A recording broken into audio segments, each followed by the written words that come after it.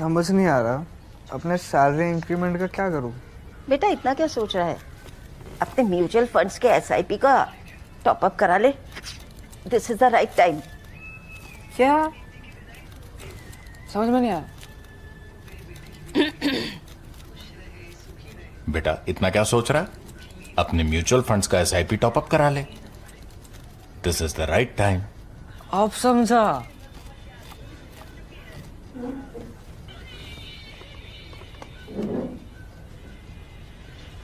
Mutual fund investments are subject to market risks. Read all scheme-related documents carefully.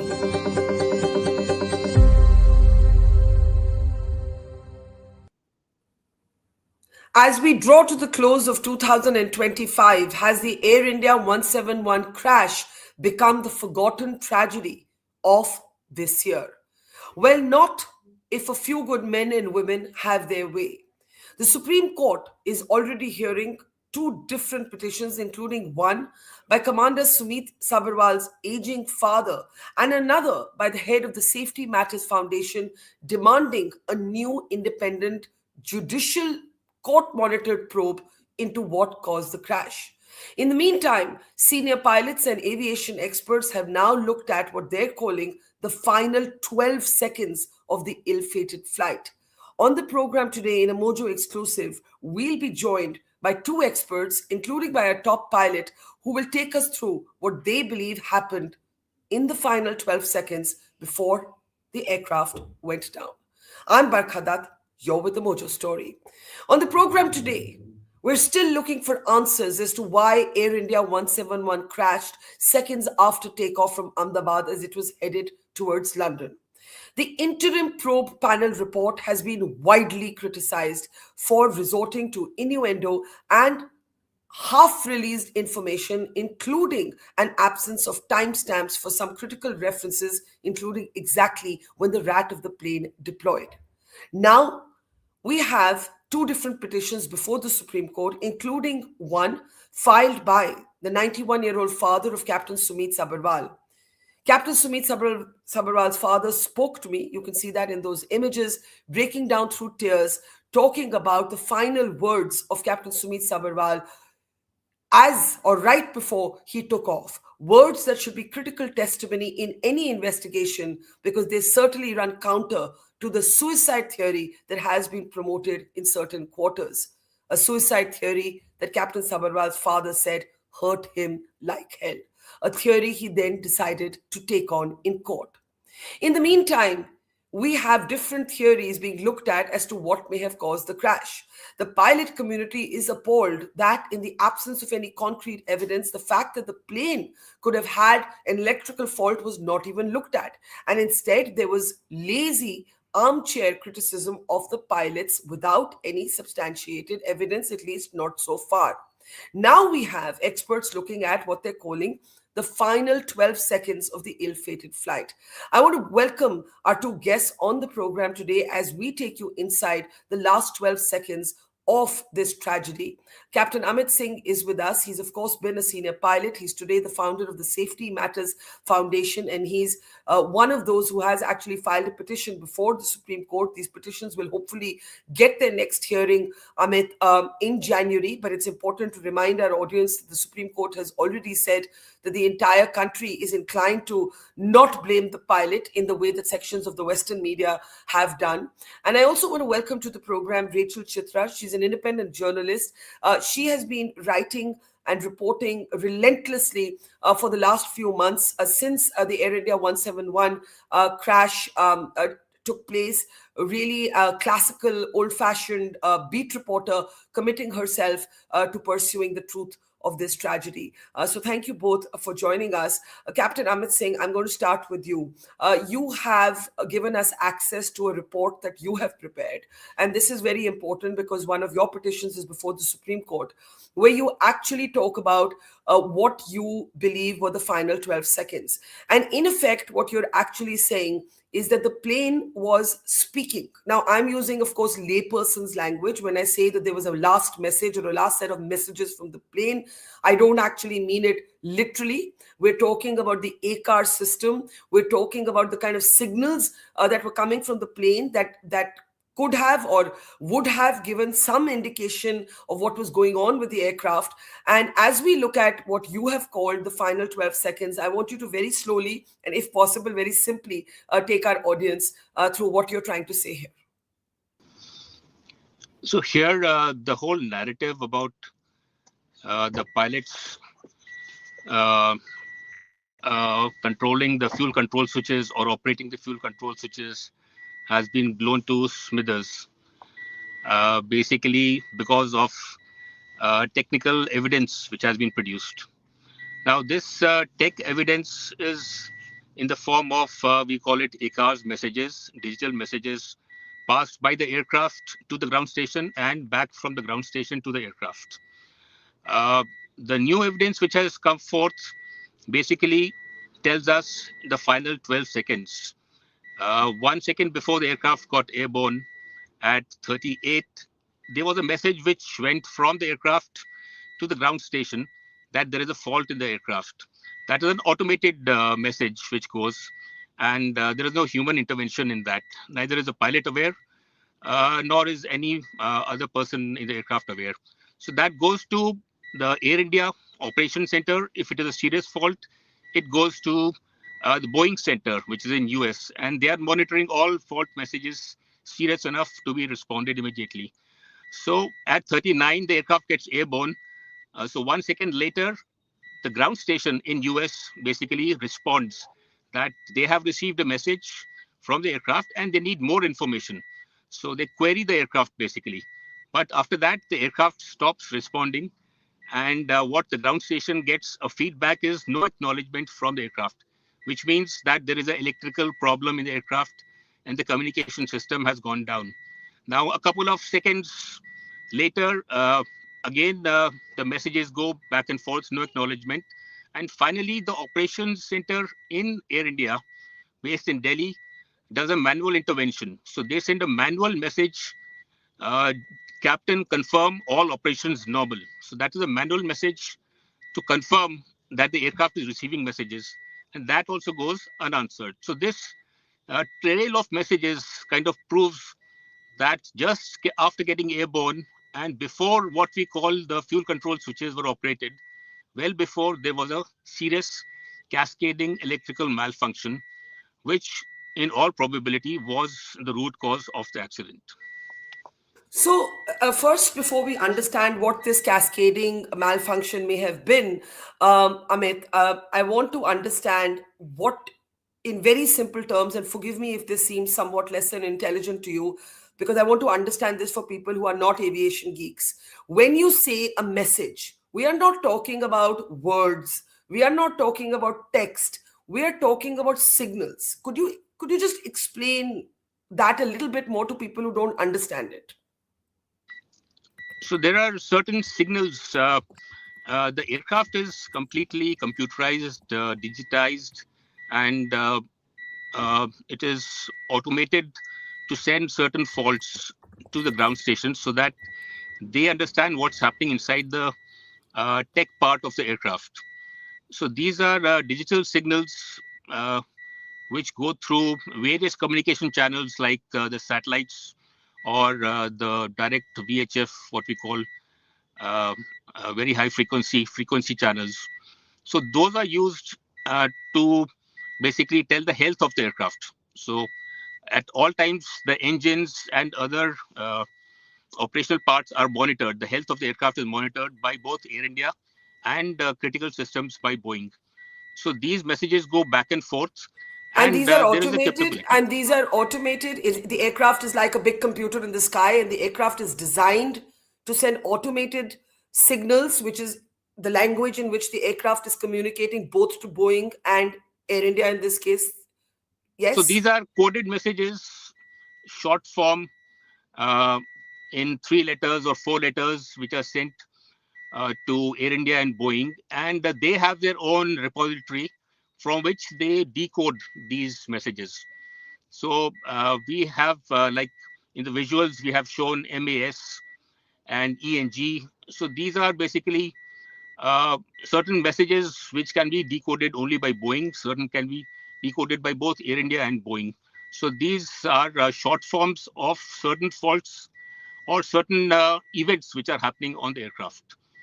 Okay, I'm going to let you fix that beeping sound behind you, and in the meantime, get to Rachel, because I want to, with Captain Amit, understand, what each of these references means. What I've understood is that these are coded messages, they're digital messages, Rachel, but there is a kind of language that the aircraft is speaking in its final moments, in its final 12 seconds, that are now accessible and available pretty much to everybody. And when you look at the way Captain Amit Singh has broken down those final 12 seconds, and we can go back to those graphics, Rachel, what is the message that emerges for you as somebody who's been following this issue so closely?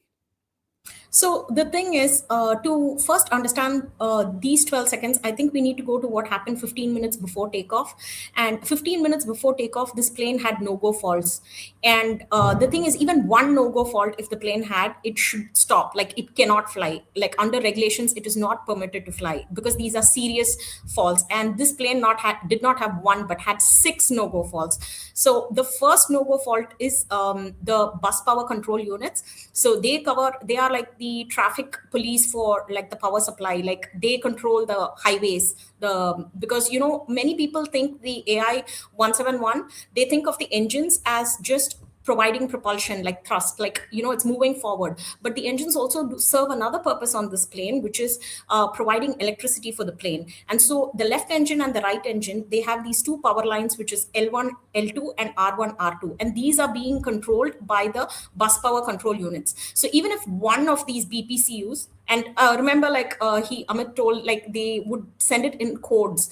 So this code was BPCU. So the BPCU had faults, and not just one, both the left and right, meaning both left and right engines, they were falling out of sync, which means that the whole system could.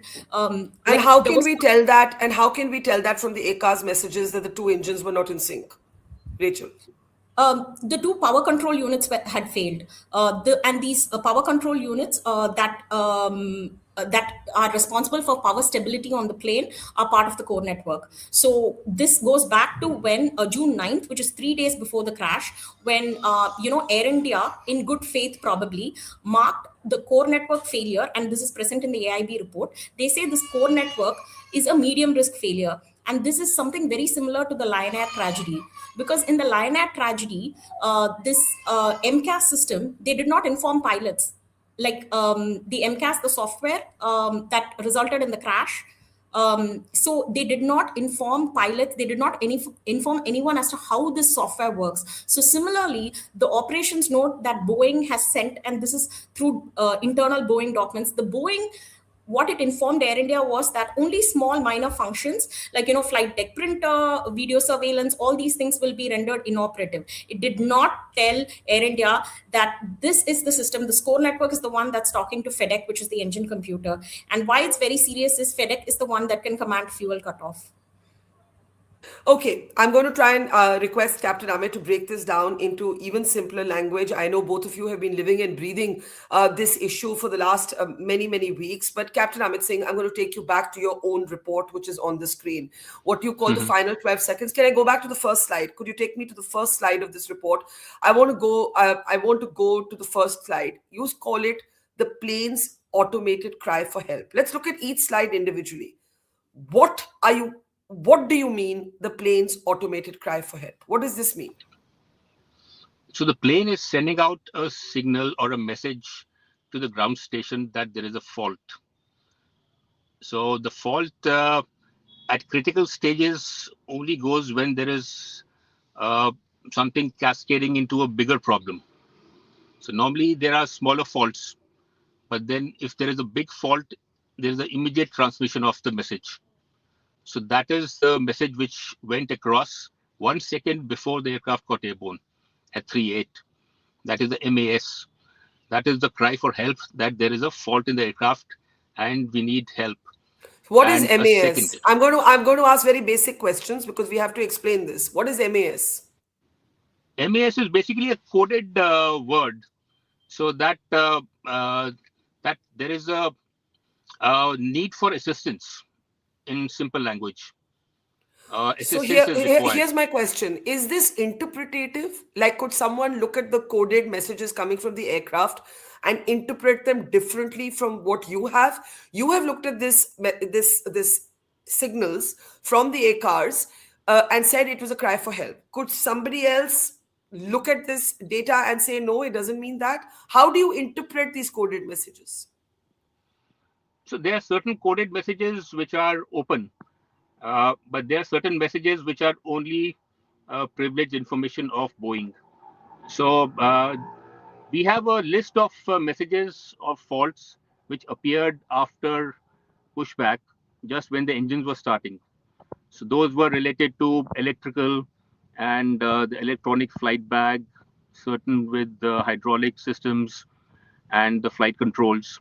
So these messages are common, and because they have an interpretation in the books, which the pilots have. So next level is there are certain messages which only the engineers can decode, because that is used for their And this data and troubleshooting. these messages would have been looked at later, because I'm assuming every flight in the sky, you're not monitoring the signals coming out of it. This is post the crash that we have this information. Actually, This the is real pilots were time blind, right? transmitted Sorry, to wait, Air India and Boeing. I know it's So real time, but is somebody as it monitoring was it being constantly? played, Is somebody monitoring it? I know yes, it goes out real time. I know it yeah. goes out real time, but is somebody looking, because there are thousands of planes in the skies. So is somebody looking at the sort of digital signals that are coming from every plane all the time, 24/7? So there's a hierarchy. So not every message is looked at, and there is a classification of messages. Certain messages are only advisory in nature. Certain, if you go next level, they may be somewhat important, but not critical to the flight. And the others would be high priority, which means critical to the flight. So Okay. Boeing need not know everything which happens on the aircraft. They need to know only something critical, which But where an even if intervention is required.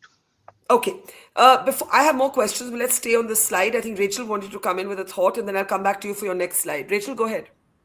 So the thing is, when I accessed Boeing internal documents, and just before this call, I was talking to Amit about it. I told him that the pilots were not aware.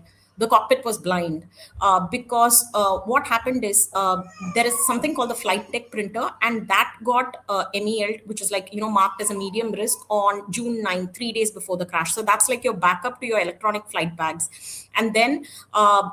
The electronic flight bags themselves failed. These were the systems that were informing the pilots. The ACARS communication that was going to the Belleville, Boeing's monitoring hub in the US, and which was going to the Gurgaon office of Air India. These messages were going both to Air India and Boeing, but they were not going to the pilot. The pilot was unaware that these no-go faults are flight critical faults. The plane should have never flown with these faults. And the captain was unaware because the no-go faults appeared at the same time the fault monitoring system itself went down. And the reason the fault monitoring system went down is because there are these fault monitoring computers that are also attached to the core network, which goes back to the fact that Boeing has linked nearly every flight critical system to this core network, but told us that these are non-flight critical functions, and that only like minor functions will be rendered inoperative if this core network is not so Captain Sumit had no idea. The first So officer flight when you leaders had when no you idea. say the pilots were not aware and the cockpit was blind, and in that sense you draw a parallel with the 737 MAX Lion Air flight, where basically the pilots were blamed for the crash, and it took a second crash of the Ethiopian Airs of the same model for it to be established that it was actually a problem with the MCAS, it was a problem with the software. If you were to draw that analogy, what you're basically saying is that the pilots sitting in the cockpit seconds before this aircraft is to take off have no idea that the aircraft is actually emanating a signal that is indicating that there's a fault. Now, what is this no-go fault? Could you explain that?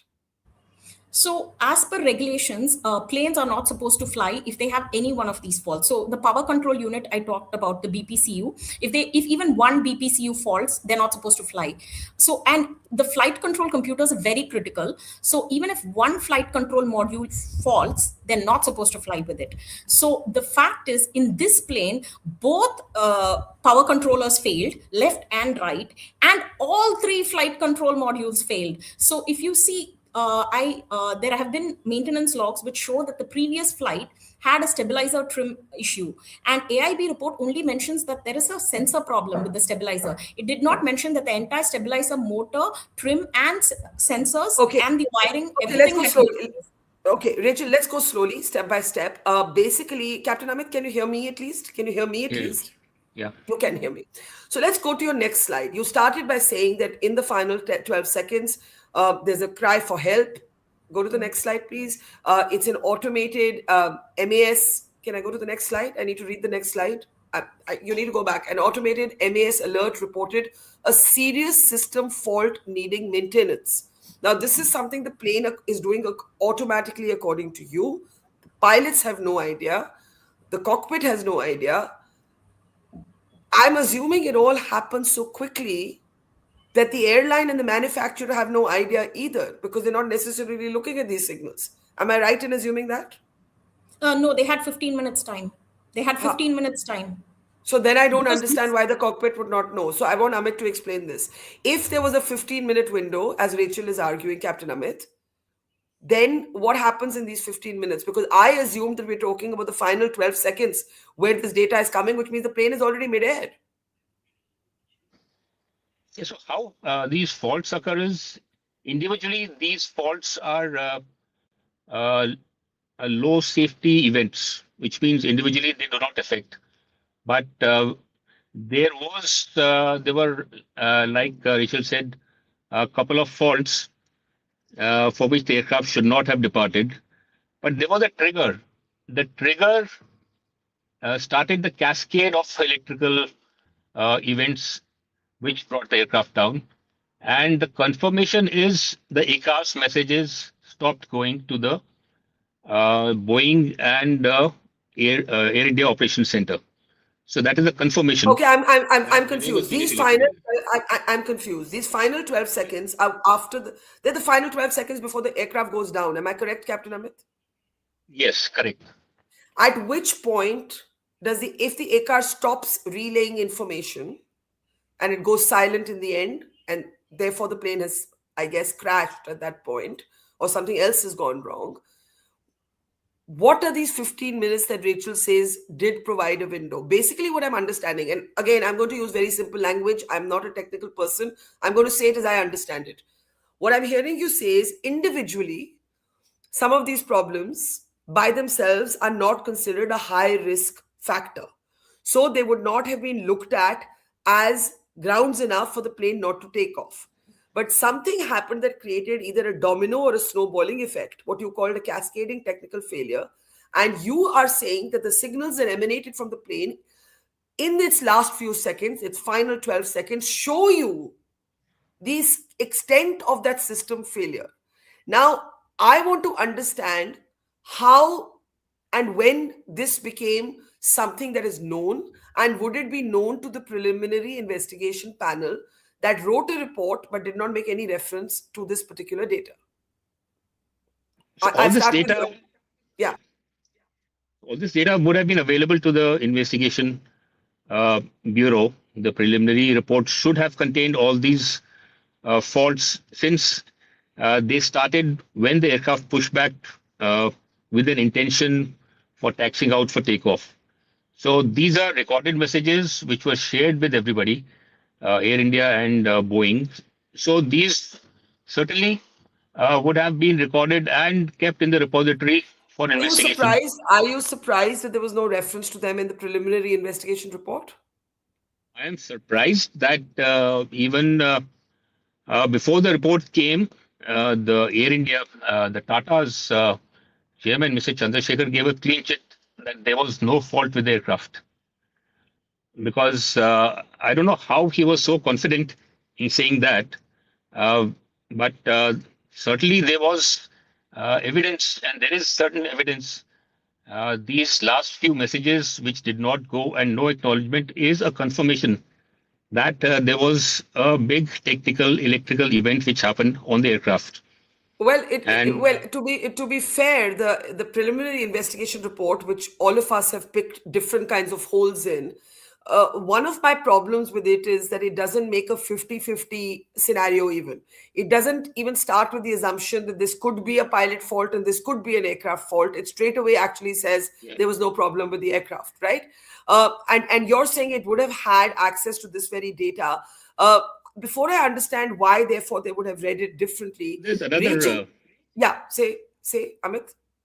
Another reason why I say this is because the narrative that Captain Sabharwal cut the fuel control switches cannot be proven because the front black box was recovered. The rear black box was not, the data could not be recovered during the preliminary investigation. And the front one only records the area mic. Area mic is a common mic in the cockpit.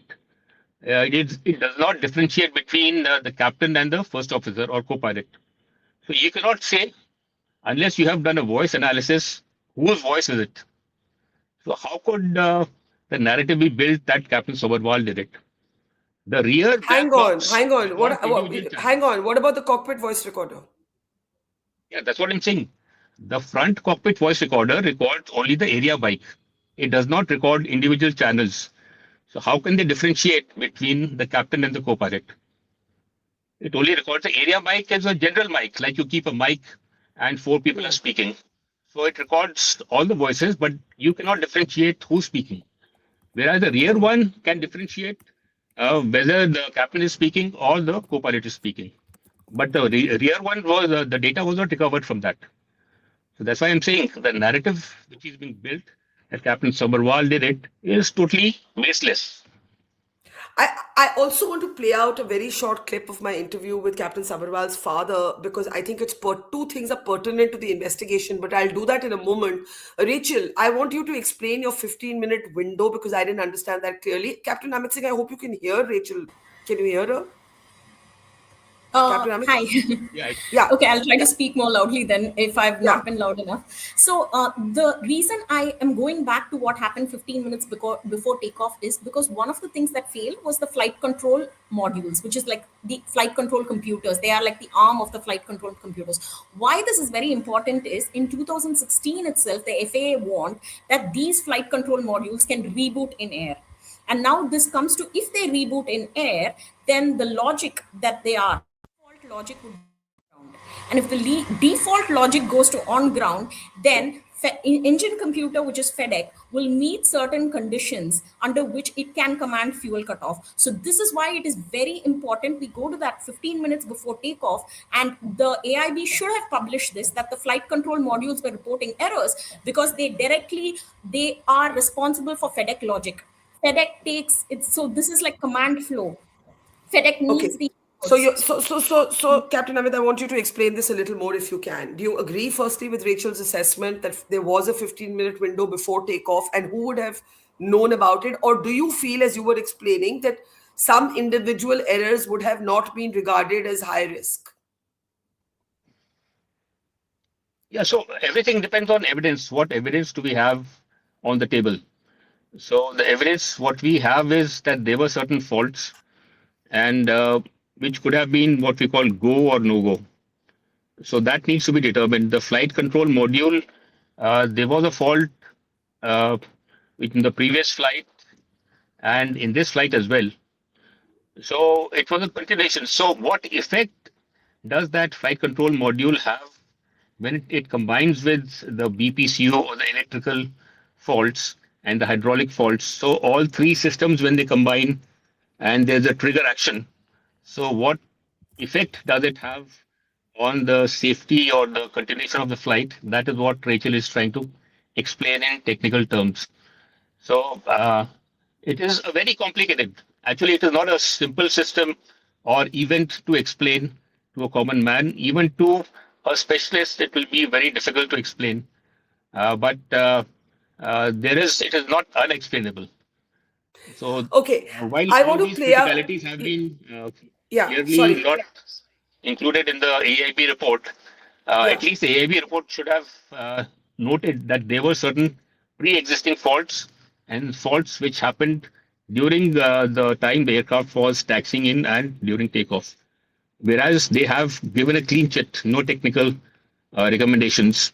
And like we said, that the ELT did not work, the rear black box got burnt. So it is all could all be related. All these things could be related together. I want to, before I come back to both of you for some final comments, I want to play out a short clip of a interview, a conversation that Captain Sabharwal's 91-year-old father, had with me. It was a very difficult interview for me to do. The emotion was so high. I never met him. I did not know Captain Sabharwal. There's no personal relationship here, but it was just so tragic to see him. And I'm just going to play out two things that I think are pertinent to the investigation. One is the fact that the probe panel members came to him pretending that, at least overtly suggesting that they'd come only to offer condolences. And in this conversation, then start blaming the son for basically a suicide murder mission, and how, he feels that they had no business to do that. The second is that he has for the first time shared that his son did call him very normally, very routinely, and said, I'll call you from Gatwick, which is where the plane was meant to land.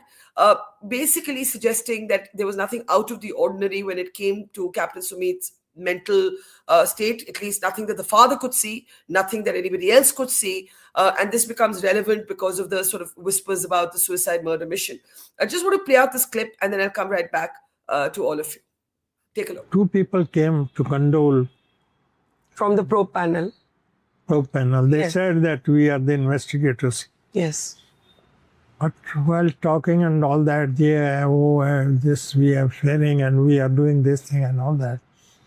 But suddenly, one of them said that he had a suicidal tendency. This had hurt me like hell. I told him that he was a professional pilot and a well experienced, and he knew his job very well, Yes. and it is incorrect. I do not know what a man can do in that few seconds, less than 10 seconds, what he did. Because as the profile of the flight, which was shown on TV, I feel it was a balanced flight till lost. Yeah. But here the words, there is no thrust and I'm sinking, or something like that, I'm losing height. Yeah, because we don't have the exact transcript. So that was visible, and this Mayday, he has said. Yes.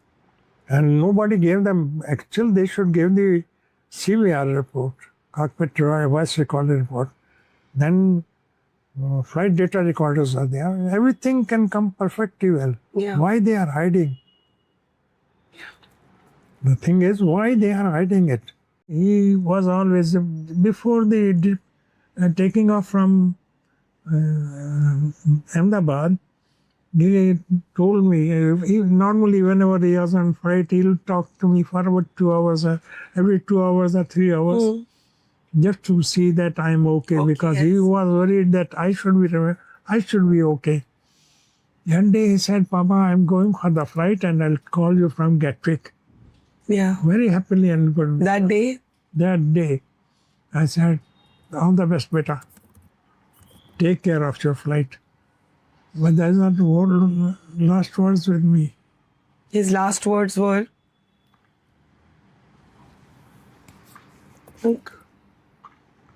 Papa, I am going for the flight and boarding the aircraft.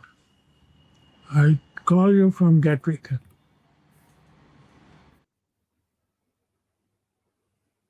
Very difficult but important. Two important points there, right? A very cogent recollection of the last words, a very routine phone call from a pilot's son to his father, a father who, by the way, has spent some time in the past, in his past life in the DGCA, who actually understands to some degree aviation matters. So I want to come to you first, Rachel. What happens now, given the ACAR's sort of interpretation that Captain Amit Singh has put out? Would you be expecting the court, Rachel, I'll start with you before I give Amit the last word, to take cognizance of this, because the court is hearing both Amit and Sumit's father's petitions? Sure. So, what Captain Sumit's father says is very pertinent, that there was selective disclosure of data, that they weaponized the data. So, he said either release the entire CVR or you should not have released it at all. This is what he said in the petition. And if you see everything, all the evidence so far points to the fact that this plane had a serious electrical cascade, and this plane had a serious electrical cascade within 9 seconds. Because the thing is, if the failure had happened before takeoff, okay, like when he was on the runway, just as he was setting thrust and he was just going down the runway, then he could have aborted the takeoff. When the captain can't abort the takeoff is once they crossed V1 decision speed. So that was 080833 UTC in this plane. And then 9 seconds after that is when the electrical cascade hits, because the aircraft achieved the maximum recorded airspeed, and after that was your fuel cutoff. So if you see, the only timestamp was like 9 seconds, and in 9 seconds, the only thing that could possibly happen is a systems failure, because anything like a lithium battery ion fire or even multiple other failures, they will all take time. They will take minutes. This flight was only 32 seconds. And also, Captain Sumit cannot go to the aft section and like burn up the tail box in the aft section. If you see, the black box in the tail is far more burnt. And there's no visible fire in the plane. You can see in the AIB report that they show that the tail section is intact. And the forward recorder, if you see, it had it had the impact during the crash and it had a fire. And if you see, another important line in the AIB report, which Captain Amit mentions in his petition, is that the emergency beacon, which is the ELT, never activated in the event.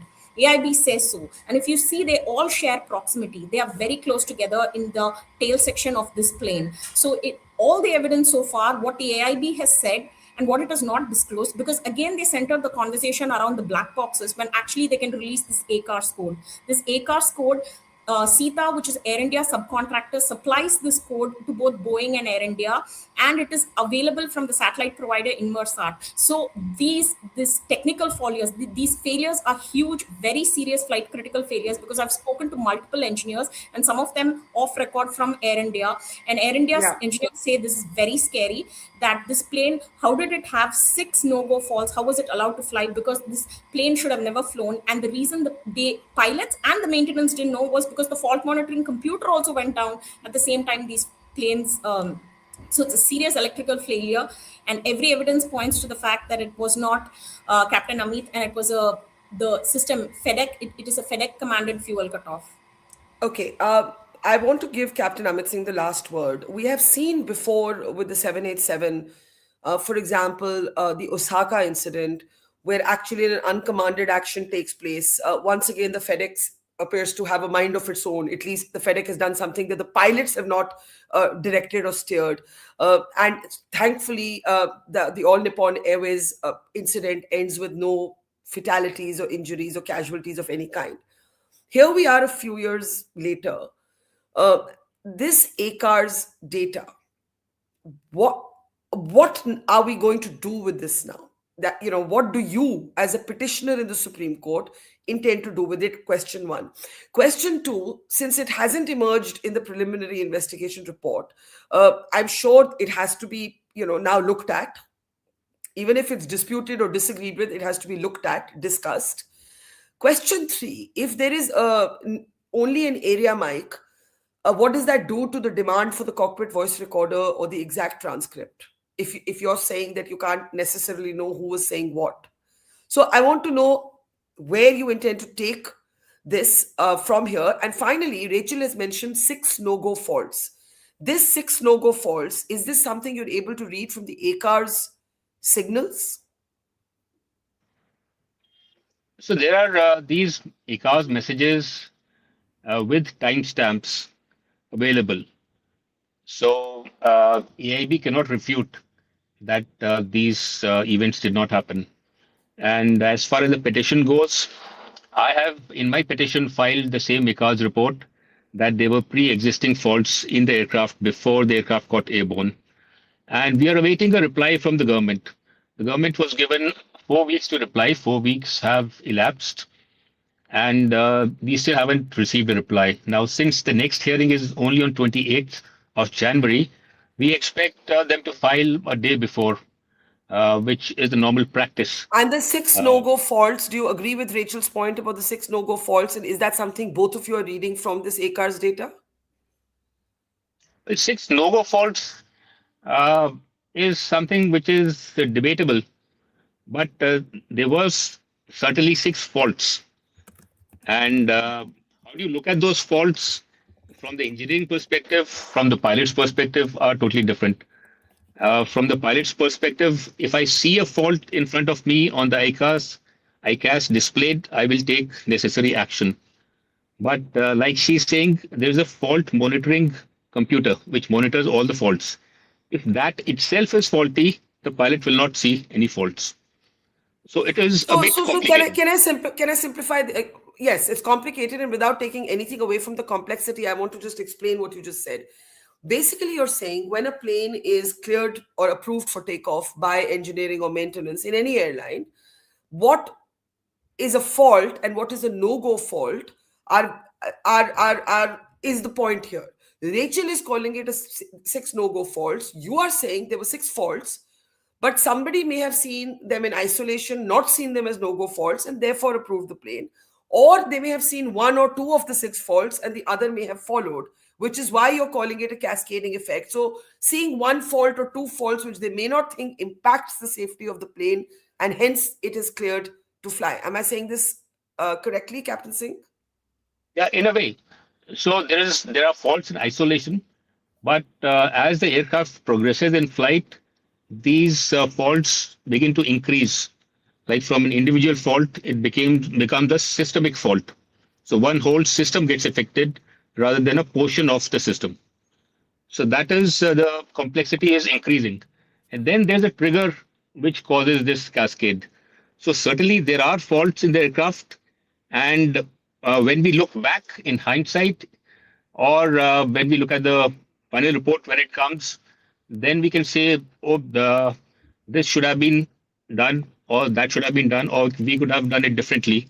But at that moment, what the pilot sees is his decision is based on that, what is shown to the pilot. And in the past, we have seen, like you said, in All Nippon, what happened, the engine shut down uncommanded. There was another event in Australia, but that was a different engine, again uncommanded. So the reason for the uncommanded is not known. And as far as the philosophy of automation goes, the pilot has the final authority. But in this case, the TCMA, which commands this engine shutdown, it overrides the pilot authority. So this is against the philosophy of automation that the Boeing is following. Okay, we will leave it there. I think this has been a very important conversation. I am certainly not qualified enough to do anything but to listen to both of you very carefully. But what I do want to say in the end is that if this data is there, and clearly it is, you all have spent some time working on it, it should have been referenced in the preliminary investigation report. It should be placed before a community of aviation experts to present their views. And certainly it should be something that comes up as the Supreme Court looks at what should happen next. Is the probe compromised, as so many people have argued it is? Can the probe be redirected or at least supervised by the court, or will there be a fresh probe? We don't know the answers to this. The ball is in the Supreme Court's court, so to speak. But this has been a critically important conversation, and I hope it will start among experts a new conversation, because we cannot let a tragedy of the scale of Air India 171 end forgotten. And I'll just like to end with something that Captain Sumit Sabharwal's father said to me as I was offering him condolences, and I said, "I'm so sorry for your son's death." And he said, "Beta, just remember one thing. This is not about my son. It is not even about the families of the passengers on that plane. What caused the crash is directly linked to the safety and the safety of every single one of us who are part of the flying public." And I think if that's how we see this, we will maybe go deeper into our pursuit for the truth. Thank you to Rachel Chitra, independent journalist, and to Captain Amit Singh, the founder of Safety Matters Foundation and also one of the petitioners in the Supreme Court on the Air India 171 crash. To our audience, thank you for watching. I should say in the end, of course, Merry Christmas, and I hope you have a great evening. Thank you so much. It's great to see you here. Thank you for watching our work. If you haven't subscribed yet, don't forget to click the bell icon and subscribe to Mojo Story and support independent, robust journalism.